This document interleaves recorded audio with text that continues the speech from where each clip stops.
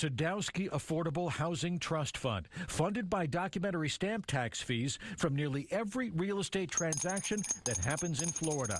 In the past 15 years, lawmakers have raided the Sadowski Fund of nearly $2 billion meant for affordable housing to balance the state budget. In the last budget year, the legislature took more than half the money from the Sadowski Fund. Central Florida counties were due more than $31 million of Sadowski funding. They got 1/5 of that. We don't have a tight budget this year. That is an invented problem. Democratic Orlando State Representative Carlos Smith tells me if Republican lawmakers were so worried about future budget deficits, they wouldn't have given $500 million in tax breaks to the top 1% of Florida corporations. Year after year, the Florida legislature comes. They use the Affordable Housing Trust Fund as their own personal piggy bank to plug other budget holes that have nothing to do with affordable housing. We have to stop that.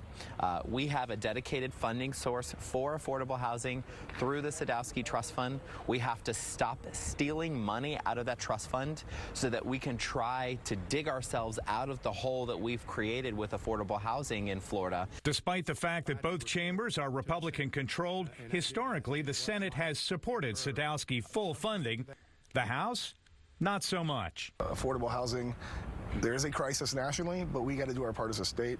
I think everybody recognizes it. You're seeing both sides of the aisle start to talk about it more and more. Travis Hudson is a Republican state senator who says he sees eye to eye with the Democrat Smith when it comes to protecting Sadowski funds. Members, we're going to start with tab 1, a presentation on affordable housing and workforce housing. The lawmaker who represents North Volusia and Flagler counties also chairs the subcommittee that reviews affordable housing.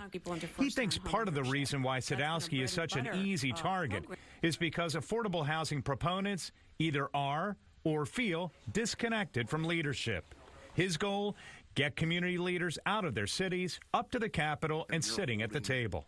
In my committee, we have started workshopping with different agencies, but also local governments and developer builder types, nonprofits, to see where's the policy that's kind of holding you guys up.